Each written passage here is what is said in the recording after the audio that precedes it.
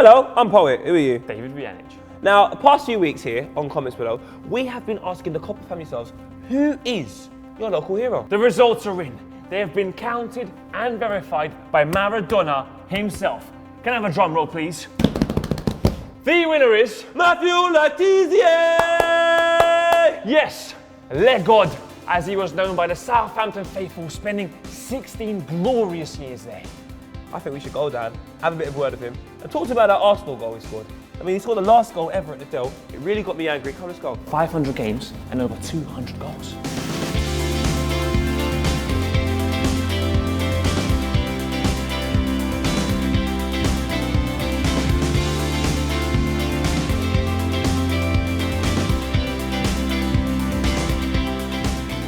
So, Booch, we have found ourselves at Matthew Le Tissier's house, the Southampton legend himself. Let's have a little chat. Got a bit of champers for him. Your ultimate local hero. Hey, how are you, boys? How's it going? Come on in. Thank you so much. Come on in, mate. My name's Poet. How you doing, Poet? Good to see you. David. And we've got this amazing bottle for you. Thanks and very the much. reason we are here, you are the ultimate local hero. And we want to find out what makes you such a man of the people. You're my favourite as well. Oh, thanks, mate.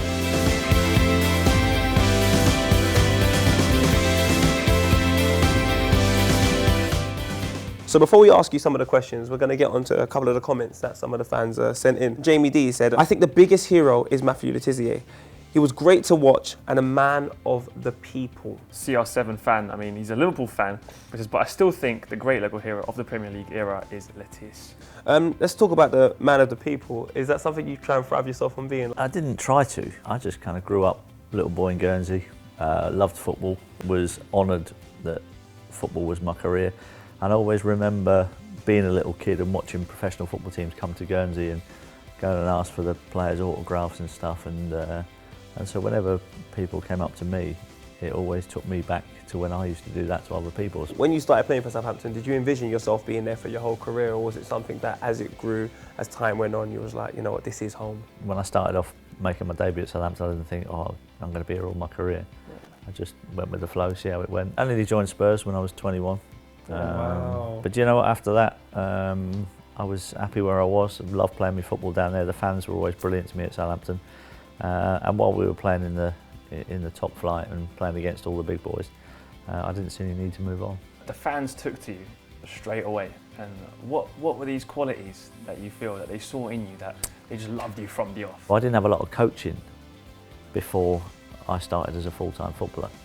So the way that I played football, I was still playing it the way amateurs were playing it, and I think that's what they saw, and I think that kind of struck a bit of a chord with them, and thought, you know what, yeah, I see somebody playing like that on a Sunday morning. One question we want to ask you is, Xabi, he says he's grown up watching your technical ability. How does that make you feel, knowing that someone in the modern game today used to watch an individual like yourself? Yeah, I must admit I was surprised when I read that. The day that it actually came out in the newspaper, it was quite strange actually, because I had actually landed in Spain. I was going to play golf in La Manga with a load of other ex-footballers. We were on a coach from the airport going to the hotel, and I was reading the paper, and he said this quote about me. And on that trip was Chris Nicholl, who was the manager who gave me my debut. So and left me on the bench for about 2 years.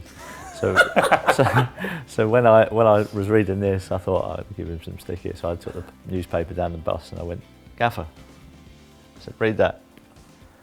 He knows what a good player is. He wouldn't have left me on the bench for 2 years. Next question we got here is, do you think the game in general is becoming more detached from your everyday football fan? I'm afraid it is. The detachment comes from the players earning so many more times a week than what any fan would ever do. And because of that, it costs more to go and watch football. So it's almost becoming a little bit more elite that the people that can afford to go and watch a football aren't your everyday run-of-the-mill, salt-of-the-earth people who can afford to go and watch anymore. I think there needs to be some kind of cap on how much a club can actually charge to go and watch a football match. I was watching a game once upon a time. I'm a massive Arsenal fan. It was 2-2. I'm thinking, you know what, I can end the season like this, a bit of a 2-2 draw. Then you decide to get the last goal at the Dell.